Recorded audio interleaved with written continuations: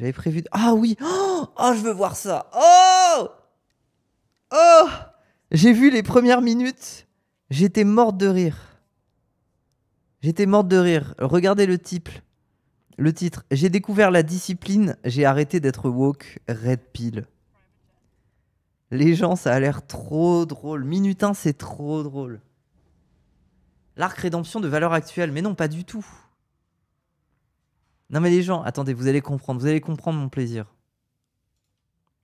Laissez-moi vous faire écouter les premières secondes de ce gars. J'étais vegan, mais je mettais les petits autocollants sur les boucheries. Je me suis pris un pain d'un boucher. Mais ça me fait trop rire, c'est genre, bref, les anecdotes de merde. J'étais vegan, je me suis pris un pain par un boucher, j'ai compris, je suis devenu de droite à ce moment-là. Sa manière de parler déjà, oui. Comme ça, c'est clair. Je suis allé à une manifestation où, à un moment, tout le monde devait se mettre à genoux. Quoi? Tu vois, tout le monde se met à genoux, t'es seul debout. Ah merde, moi aussi, je vais me mettre à genoux. C'était une manif de quoi? Tout le monde se met à genoux? Une manif de quoi? Il parle de quand les écolos se mettent sur les routes, là? Il parle d'un sitting? C'est ça dont il parle? L214? Je sais pas. Une prière de rue? Oui, parce que ça ressemble beaucoup à une prière, en fait. À genoux. Manif de BDSM. BLM? Je sais pas. Je m'appelle Armand Belfroy. Je suis youtubeur et comédien franco-chinois. Je suis né d'une mère Ok, ce mec a une chaîne YouTube, ok. chinoise et d'un père français. Et depuis tout petit, je suis attiré par le cinéma. Donc je suis parti faire une école de théâtre à Paris. Et c'est là que j'ai un peu... mes idées ont changé. Je suis devenu, à cause des influences à droite à gauche, anti-religion, anti-police, anti-sécurité, Eh bah, t'es vachement influençable. pro-LGBT. Bon, je suis devenu un woke. Oui, il a une diction. Il a une diction comme ça. Il sépare beaucoup les mots. C'est du lard ou du cochon? C'est quoi cette question? Pourquoi tu me hâtes pour une question qui n'a aucun sens? S'il vous plaît, hein. Je veux dire, vous pouvez être du fou du bus dans mon chat, mais ne me hâtez pas pour quelque chose qui n'a aucun sens. J'ai dit ça, vous allez tous le faire. C'est la pire idée. J'aurais pas dû. C'est le gars qui a harcelé Critics. C'est quoi ça, Critics? C'est qui ça? C'est qui ça? Il parle comme un gamin de 8 ans, premier de la classe. Oui. Je dois l'avouer, j'étais comme ça, totalement. Et en fait, Il parle un peu comme Sarkozy. Vous voyez? J'ai été comme ça. je suis arrivé à un point, vers mes 26 ans, où j'étais totalement au fond du trou, que ce soit psychologiquement ou physiquement. Parce que quand on est d'un woke, on a une forme de moralité supérieure, une empathie supérieure, une intelligence supérieure par rapport aux autres, C'est bien vrai. où on juge tout, on critique tout, on sait mieux que tout le monde. Non mais je vous lis pas le chat. En fait, vous avez perdu. Vous voulez mon attention? Du coup, je vous lirai pas en vrai. J'étais vegan, rien contre les véganes. Ah mais c'est vrai, on a quand même une morale supérieure. On a quand même une morale supérieure. Flexons un peu. Il a raison. Nous sommes supérieurs moralement. Philosophiquement, nous sommes plus malins. On juge tout, on critique tout, on sait mieux que tout le monde. Voilà, j'étais vegan, rien contre les véganes, sûrement je me nourrissais mal, mais je mettais les petits autocollants sur les boucheries. Je me suis pris un pain d'un boucher, comme ça c'est clair, avec ma copine en plus. Oh, c'est beau. Aussi, je suis allé à une manifestation, alors pas Black Lives Matter ou quelque chose comme ça, où à un moment tout le monde devait se mettre à genoux. Ok, donc c'est un truc BLM. Ok. Quelle victime? C'est vraiment en mode, oh, j'ai bien mérité de me prendre une tarte. Ça a été ça son déclic? Moi, je veux savoir à quel moment il a eu un déclic. Comment il est devenu droitard? Tu vois, tout le monde se met à genoux, t'es seul debout. Ah merde. Journaliste et youtubeur JV, il l'a harcelé par anti-wokisme. D'accord, mais je sais même pas qui c'est Critics, moi. Bah, moi aussi, je vais me mettre à genoux. À genoux pour nous flageoler de l'histoire de France, je ne sais pas. Oui, voilà. Pardon, excusez-moi. C'est pas moi qui l'ai fait, mais pardon.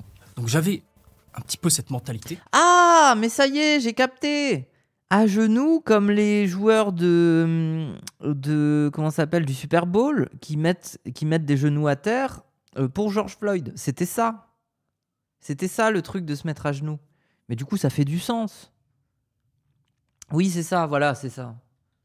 C'est ça, je faisais pas le lien, mais... Oui, voilà. Pardon, excusez-moi. C'est pas moi qui l'ai fait, mais pardon. Donc j'avais un petit peu cette mentalité. Plus j'avançais dans cet endoctrinement, plus physiquement et mentalement, je ne me sentais pas bien. J'étais littéralement en dépression tous les jours. Je me lève le matin, j'ai les sourcils froncés. Ah, il y a ça qui va pas. Ah, si, ah, ça, ah, ça. Et Oui, bah écoute, t'es pas solide, frère, désolé, mais évidemment que avoir des opinions politiques d'un camp qui n'accepte globalement jamais au pouvoir, ça rend dépressif. Regarde le chat, c'est tous des doomers. Mais il faut être solide un peu. Toi, tu choisis tes opinions politiques en fonction de ce qui te déprime ou pas. Un peu faible, hein. C'est pas très shonen, hein. à un moment, j'en pouvais plus. Donc, je suis une personne assez pragmatique. Je me dis, il y a un problème. Il y a un problème, je suis tombé à 55 kilos. Des graves problèmes de défense immunitaire. Non, ça c'est parce que t'étais vegan. C'est pas parce que t'étais de gauche. Voilà, j'ai des problèmes de peau, etc., d'eczéma. Et mentalement, je suis pas bien. J'ai beau avoir un toit sur la tête. J'habite en France, à Paris. Je mange 3 fois par jour. Je suis malheureux. Qu'est-ce qui se passe? Je suis rentré dans une boucle où je suis accro au cannabis, accro aux jeux vidéo, accro à la pornographie. Et Non mais attendez, mais c'est grave. Mais d'où c'est notre faute? Mais en quoi c'est notre faute, frère? Démerde-toi avec tes problèmes au bout d'un moment. On porte pas toute la misère du monde. Pas notre faute si tu te branles tous les jours comme Calivision. ça tourne tous les jours. T'en consommes un, puis un deuxième, puis un troisième, et ça ne s'arrête pas. Et ça ne s'arrête pas. Je cherche la satisfaction instantanée. Et Il m'énerve avec son poing, là, j'ai l'impression qu'il y a sa bite. en fait, je crois être heureux. Je suis profondément malheureux. Je creuse ma tombe à chaque fois.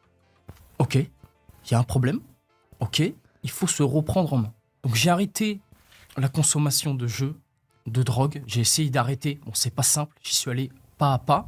Mais après, j'ai un peu de la peine pour lui, parce qu'en fait, juste, c'est un mec qui arrive pas à se gérer dans sa vie. Tout ce qu'il avait besoin, c'est d'un grand frère, d'un daron. Et du coup, il est tombé dans les boucles Jordan Peterson. Il a compris que ranger sa chambre, globalement, psychologiquement, c'était pas trop mal. Et il s'est dit que tout, l'extrême droite, il devait tout à l'extrême droite, parce que quelqu'un lui a dit un jour, range ta chambre, et que ça l'a aidé. C'est ça? C'est misérable, hein. Vraiment, des gens qui n'arrivent pas à se discipliner, ils ont besoin d'avoir des tontons réac pour pouvoir le faire, hein. Sa souffrance générale est visible. Oui. J'ai arrêté d'écouter des musiques tristes. Hein, ça, il faut pas faire. Quoi? C'est de gauche, les musiques tristes, maintenant, hein. Y a pas Wagner, y a pas... Non.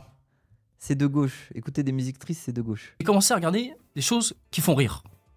Juste pour mon état psychologique. J'ai commencé le sport. Alors, incapable. Dès que je suis fatigué, j'arrête.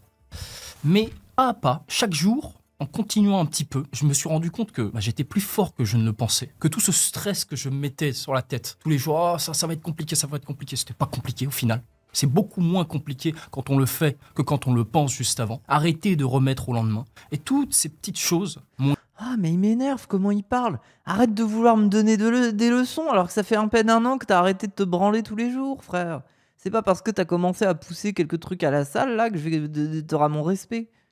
C'est une dinguerie, ça. En fait, c'est trop le mode facile. Ça y est, ça fait même pas 6 mois que le mec, il commence à faire de la course à pied, là. Courir sur un tapis et soulever des poids, et ça y est, c'est un patron, on devrait le respecter. C'est bon, hein. Et moi, personne me dit bravo, alors que ça fait des années que je fais du sport, hein. Pourquoi t'es piqué, moufette? Mais parce que c'est trop facile. C'est trop facile. Moi aussi, je regarde des trucs drôles. Moi aussi, je range ma chambre. Moi aussi, je me discipline. Moi aussi, je me dis, arrête de regarder des trucs tristes, t'es triste. Sois pas triste, arrête. Bravo, moufette, voilà, merci. J'avais besoin de ça. J'avais besoin de me dire que je vais aller un peu mieux qu'eux. Bravo, fier de toi. Voilà. Pourtant, t'es woke. Mais oui, je peux faire toutes ces choses en étant woke, les gens. Globalement, c'est bon, c'est fini la méta de l'extrême droite. Le sport, ça vous appartient plus. Mangez bien, ça vous appartient plus. J'ai décidé. Maintenant, on a montré qu'on était capable de faire ça aussi. Merci Dany, hein. Merci de leur avoir... Oui, Dany là-dessus, il faut le reconnaître, hein. Il a déstabilisé le fait que le sport c'était d'extrême droite, hein. Bravo Moufette, on est fiers de toi. Putain, merci. Ma maman, elle me le dit pas souvent. Du coup, je suis trop heureuse que vous soyez un peu ma maman aujourd'hui. M'ont aidé chaque jour à me remettre en main, que ce soit physiquement, psychologiquement. Et aujourd'hui, 2 ans plus tard, j'ai accompli bien plus de choses et bien plus rapidement que je ne le pensais. Un jour, j'ai eu une opportunité. Un ami à ma mère possède un centre culturel au Japon. Incroyable, il nous invite là-bas, génial. Ok. On passe une semaine là-bas, c'est super. Je découvre l'archerie japonaise, le kyudo, la voie de l'arc. Je découvre le karaté, Ah ça fait bander les droitards là. Ils sont en mode oh, beaucoup de discipline. Je découvre la discipline des samouraïs. J'adore. Le Japon, un pays avec très peu de criminalité. Et beaucoup de pédophiles, mais ça on n'en parle pas. le yabusame, c'est de l'archerie à cheval. Puis un jour, à la veille de mon départ, cette personne, cet ami, me propose que je pouvais rester quelques jours de plus ou même quelques semaines. J'avais besoin de plus pour changer. Et là, j'ai vu une opportunité. Au bout d'une minute, ok, je reste. J'abandonne ma vie en France pour me remettre sur les rails. Et là, maintenant, ça fait 2 ans que j'ai passé au Japon et j'ai pratiqué le karaté tous les jours. Mais quel rapport avec la gauche? C'était très dur. Le kyudo, j'ai appris c'était quoi? La discipline. Voilà, c'était un mot que je détestais avant. La discipline, l'autorité. Mon Dieu, ça me faisait gerber. On peut rien arriver sans un peu de discipline. Mais en fait, j'essaye de comprendre, mais c'est en fait. Mais par pitié, parle des idées du wokisme. C'est le sujet de la vidéo là. J'en ai rien à foutre que t'aies arrêté de te branler parce que tu fais du karaté au Japon. Qu'est-ce que je m'en branle? Et j'ai découvert ça très tard. Et c'est pour ça que je regrette toutes ces années passées à ne rien faire, à être un flemmard dans ma vingtaine. Parce que je n'aurai plus jamais 20 ans de ma vie. Et je regrette. Je regrette de ne pas m'être fait violence. Parce que maintenant, après 2 ans au Japon, je remarque toutes les choses que j'aurais pu faire. Tout ce temps que j'ai dépensé à jouer, à fumer, à rien faire. Alors qu'en 2 ans, j'ai passé mon 2e dan de karaté, mon 3e dan de kyudo. J'ai fait une cérémonie de yabusame, tir à l'arc à cheval, devant 400 personnes au Japon. Je me suis découvert moi-même. Bien plus. Putain, mais vous imaginez une version de gauche de ce truc-là? Où c'est un mec qui est en mode j'étais de droite, je me détestais parce que j'arrivais pas à aller à la salle, parce que je méprisais les femmes et que je passais mon temps à me branler sur des pornos hardcore où elles prennent cher et j'étais en mode voilà, les femmes elles méritent ça. Et puis un jour, je suis tombé sur des LGBT et ils m'ont offert une cache pénienne. Et j'ai compris que je pouvais être heureux en tant que cuck. Je suis devenu un cuck à la solde de l'extrême gauche et je colle désormais des tracts. Bien au chaud dans ma cache pénienne. Cache pénienne à la salle. Je reçois beaucoup de compliments de la part de mes amis. Ils disent que ça met en valeur mon petit paquet. Une cache pénienne connectée. J'ai une cache pénienne directement connectée par un bureau de la France Insoumise. De temps en temps, un militant de la France Insoumise décide que j'ai besoin d'un peu de répit. Il débloque ma cache pénienne. Oui. Plus fort que je ne le pensais. Quand j'étais au Japon, j'ai découvert la culture et les traditions. Voilà, très ancrées. Enfin, moi, j'habitais à la campagne, pas en ville, etc. Vraiment au fin fond de la montagne. C'était génial. Et j'ai découvert la culture et les traditions, voilà, très ancrées. Et j'ai remarqué, mais je ne connaissais rien de mon pays qui m'a accepté, la France. Je me suis fait virer à 16 ans de l'école pour consommation de drogue et bagarre. Ok. Jusqu'à mes 16 ans, on n'avait jamais abordé l'histoire de France, vraiment. Je ne sais pas si c'est mon éducation. Mais quel mytho. C'est au programme. C'est pas ma faute si t'étais un branleur fumeur de shit qui allait pas en cours. C'est littéralement au programme. C'est juste que t'as pas été en cours en fait. J'allais dire une insulte. Où on nous formate comme ça à pas aimer la France, ne pas être fier de son histoire, de sa culture, Mais etc. C'est grave, le mec n'allait pas en cours et il se plaint. Quoi. Et que tout ce qui était avant, c'est le mal. Voilà, je suis sorti de l'école avec cette mentalité-là. Au Japon, on en est très fiers. On en est très fiers, même si voilà, on pose des couvercles sur les sujets qui puent un petit peu. Mais voilà, tout le monde est très fier de l'histoire du Japon et la préserve. On n'a pas vraiment de groupuscule au Japon qui serait un peu contre l'histoire, contre ses cultures, etc. Discipline, je pense que c'est très important de faire un pas chaque jour. Voilà, d'arriver à se faire violence un petit peu, d'arrêter d'écouter ses petites émotions et ses petites envies instantanées. Waouh, cache pénienne, hein. C'est parce que c'est le seul moyen d'accomplir quelque Il a vraiment besoin d'une cache pénienne, ce gars. chose dans la vie, c'est d'en faire un petit peu tous les jours, de se faire violence. Et en fait, souvent, je le sais, je l'ai été, les jeunes, et même pas que les jeunes, dans la tête, c'est le stress tout le temps. Non, mais vraiment, en plus, je rigole pas, mais moi, quand j'entends des gars comme ça, je me dirais, mais ils seraient ravis d'être les cucks d'une domina. Parce que la discipline, ils en auraient, très souvent. Les petites pensées, les petites émotions, elles sont pas écoutées. C'est madame qui décide de tout. Hein. Les orgasmes et tout, elle contrôle. Vraiment, ils seraient heureux, en fait. Ils seraient heureux. Ils seraient vraiment heureux. C'est une option. de gauche. Ça va être dur, etc., etc. C'est faux. Faites-le, c'est bien plus simple que de remettre à demain, etc. Vous serez surpris d'à quel point vous êtes fort psychologiquement. Préviens avant de cut, peut-être je stream après. Oui, bah oui, y a personne ce soir, Ilias. En vrai, t'aurais raison de stream après. Moi, je dois faire une miniature, donc je peux pas rester en stream. Donc vas-y, go, hein. Go, go, go, go, go. Je te raide. Plus fort que vous ne le pensiez. Aujourd'hui, on a une idéologie qui est poussée chez les jeunes, vraiment, c'est de ne rien faire, de se laisser aller, de se laisser vivre, de profiter. Je pense que c'est une très mauvaise idée de se laisser aller, de se laisser vivre, surtout chez les jeunes. C'est vos meilleures années de votre vie. Bah justement, il faut les vivre en fait. Et vous allez les dépenser à consommer. Voilà, aujourd'hui, je suis comédien et Ah non, mais au contraire, les gens, vous n'allez pas être jeune toute votre vie. Profitez-en.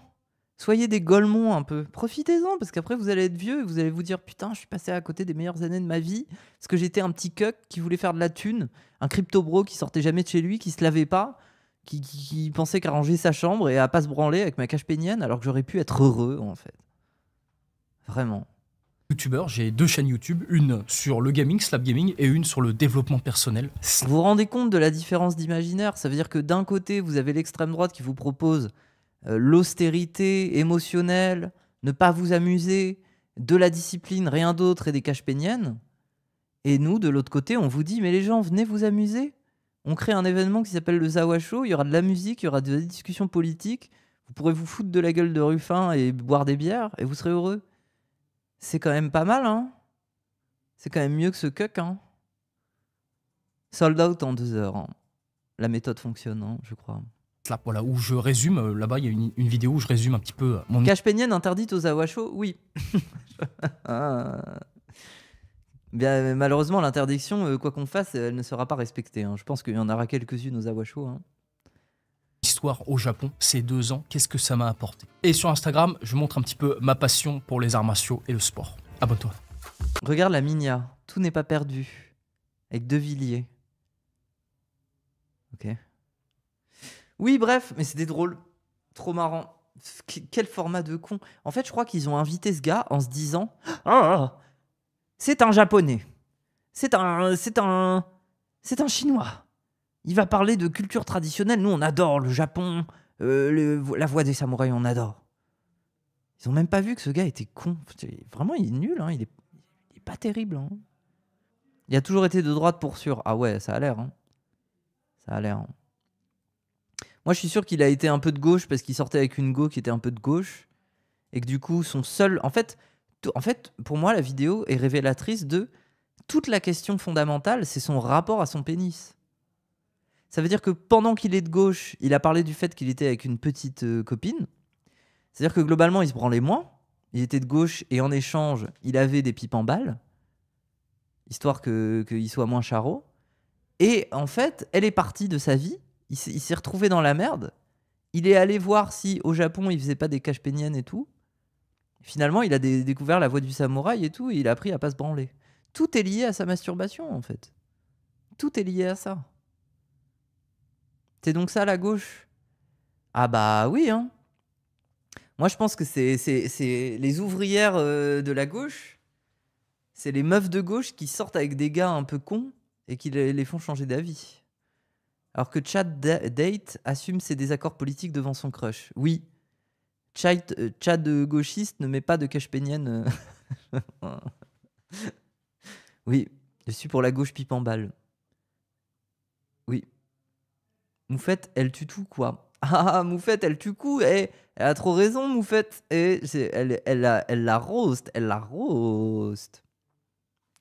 La pipe en balle, levier de la lutte culturelle. De fou. De fou.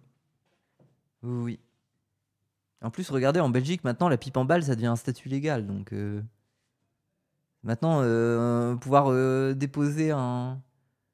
On va pouvoir avoir des droits au travail si notre travail, c'est de faire des pipes en balle. C'est bien, ça. La pipe est légale, globalement. Hein? Non, c'est parce qu'en Belgique, là, il y a le... Il y a, comment dire... La Belgique est le premier pays, je crois, dans le monde, hein, à créer un statut de droit du travail pour les prostituées. Franchement, c'est bien. Après, moi, ce dont j'ai peur, hein, comme d'habitude, c'est la force que ça va donner à des macros. Oui, trop fort. Oui, trop fort, certes. Mais après, bon. Qui les embauche? Est-ce qu'il va pas y avoir des nouveaux business là? Des gens qui vont s'en mettre plein les poches en payant mal des putes qui, globalement, pouvaient parfois s'en sortir mieux en étant dans l'illégalité. Là où elles contrôlaient leur business, elles vont être obligées, pour être tranquilles, d'aller bosser pour des gens qui prennent une plus-value beaucoup trop grosse sur ce qu'elles font. Et puis après, voilà quoi, droit du travail. Ça veut dire quoi? Ça veut dire qu'elles vont être dans des maisons closes et qu'elles vont devoir se faire baiser toute la journée si elles veulent être payées correctement. Enfin voilà, il y a quand même des questions que ça soulève. Une usine à pipe, oui, voilà, une usine à pipe, oui. C'est un peu compliqué quoi. Enfin, c'est une belle avancée, mais après, entre les mains de qui? Tu vois, c'est quand même la question. Vrai sujet, bah oui, vrai sujet. Hein. Moi, je pense qu'il y aura toujours il y en aura pour dire qu'elles s'en sortaient mieux dans l'illégalité. Et que maintenant, le problème, c'est que vu que tout le monde va aller dans les maisons closes, les prix vont être revus à la baisse par les employeurs. Et que du coup, elles s'en sortiront beaucoup moins bien pour un statut Enfin bref, c'est un peu compliqué. Voilà. Elles auront une sécurité, certes, mais elles s'en sortiront beaucoup moins bien. Elles gagneront 2 à 3 fois moins que ce qu'elles gagnaient avant. C'est vrai que les TDS sont obligés de charbonner 2 fois plus pour les mêmes salaires, c'est pas top. Bah, surtout, en fait, celles qui se débrouillent toutes seules, elles passent beaucoup de temps à chercher des clients. Mais l'avantage qu'elles ont, c'est qu'elles n'ont pas besoin de faire beaucoup de passes pour s'en sortir. Ça veut dire qu'une fois qu'elles ont 3-4 clients réguliers, elles ont la possibilité d'en vivre, en fait. Alors que là, pour pouvoir s'en sortir, elles vont devoir enchaîner. C'est-à-dire elles seront dans une maison close et elles vont se faire baiser à la chaîne, tu vois. C'est pas le même travail. Là où une meuf qui est indépendante et qui a ses clients réguliers est capable de jauger sa propre fatigue physique et psychologique et du coup ne pas en faire trop pour avoir le minimum pour être tranquille, ou alors au contraire en faire quand même pas mal pour avoir beaucoup de sous, ça dépend de comment tu veux te mettre bien ou pas. Bah là, en fait, on va juste leur proposer de baiser à la chaîne. Donc potentiellement, c'est une dégradation aussi de leur qualité de travail. Par contre, c'est une amélioration de leur statut. Elles vont plus vivre dans la peur, parce qu'après, derrière, il y a plein d'autres problèmes qui se posaient. Genre, typiquement, elles ne peuvent pas ouvrir un compte bancaire. Quand t'es pute, tu peux pas ouvrir un compte bancaire. Tu peux pas, t'as pas de fiche de travail. Tes revenus, tu peux pas les mettre sur un compte bancaire. Donc, premier problème. Deuxième problème, tu ne peux pas louer un appartement. Parce que tu n'as pas de revenus. Tu ne peux pas dire ce que tu gagnes. Le seul moyen, c'est qu'on te loge à l'amiable, et encore, trouver quelqu'un à l'amiable, tu ne peux pas. Donc déjà, tu as 2 problèmes majeurs, c'est pas de compte bancaire et pas d'appart. Donc vous comprenez bien que ça devient des boucles très compliquées, quoi. Moi, j'ai connu des prostituées qui, du coup, elles gagnaient bien leur vie, mais elles n'avaient pas de chez elles. Elles se baladaient en France, elles avaient plusieurs clients réguliers, mais elles n'avaient pas de chez elles. Elles étaient officiellement sans domicile fixe. Ce qui n'était pas vrai. En fait, elles vivaient chez leurs clients. C'est-à-dire qu'un jour, elle va à tel endroit de la ville, elle passe 2 jours, 2 nuits chez un gars. Ensuite, elle part passer 3 jours chez un autre gars. Et en fait, le côté instable de ça, ça veut dire que quand elles dorment chez le gars, bah, le gars, s'il a envie d'en profiter pour pouvoir les baiser plus souvent, il peut. Et elles peuvent pas trop refuser, parce que sinon, il les met dehors. Donc bon, bref, c'est un bourbier globalement, quoi. C'est un bourbier. Jamais elles se reposent. Bah oui, c'est ça le problème, quoi. Le problème, c'est leur capacité à jauger si elles veulent se reposer ou pas, tu vois. Merci Méron Forest. En tout cas, on verra bien. Ça dépend. En fait, ça dépend du tarif et ça dépend du tarot et ça dépend de qui contrôle ce business. Soit c'est basé, soit c'est juste full libéral et ça va juste être de l'exploitation comme plein d'autres tafs en fait. Elles vont y perdre au bout du compte, elles vont finir par y perdre. Vivre à l'hôtel, mais bon, c'est pas ouf non plus. Mais surtout, c'est hyper cher. Faut être une pute de luxe pour pouvoir vivre à l'hôtel. C'est hyper cher en fait.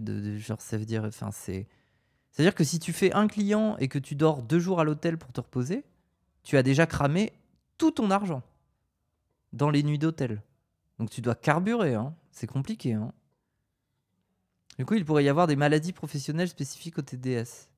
Oui, ça pour le coup, oui. Ça, ce qui est très intéressant, c'est vis-à-vis des IST, des maladies sexuellement transmissibles et tout. Ça veut dire que ça va être pris en compte comme quelque chose validant un arrêt de travail, validant potentiellement un dédommagement. Enfin, Là, pour ça, c'est hyper intéressant. Et puis en plus, ça leur garantit aussi des protections. Ça veut dire que si elles travaillent en maison close, il y a des capotes, il y a de la PrEP, enfin, il y a plein de trucs dispo. L'hôtel, c'est des milliers d'euros par mois. Bah oui. Après, tu peux prendre un petit hôtel de merde, mais oui. Tu penses qu'il faudrait faire des genres d'associations ou de coopératives? Oh non, oh. Ah, les gauchistes, ne pas croire que les assos et les coopératives, c'est forcément basé de challenge. Vraiment, vous avez l'impression que c'est une solution miracle. C'est parce que vous avez trop l'impression que c'est genre forcément de gauche. C'est forcément bien de faire une scope ou des trucs comme ça. Mais dites-vous, les gens, que en fait, la vie fait que dans certaines entreprises, les choses se passent mieux que dans des associations où le mec est corrompu, fait passer des notes de frais à la chaîne, se salarie avec l'argent que produisent des bénévoles alors qu'il faut rien. Enfin, je veux dire, il y a tellement de scénarios comme ça. Des assos par et pour les TDS, ça marche. Ouais, mais est-ce qu'elle pourrait quand même monter un business de maison close et tout? C'est compliqué. Mais en vrai, pourquoi pas, oui, ça se discute. Mais en tout cas, débat intéressant. Voir comment ça évolue en Belgique, hein, c'est vrai.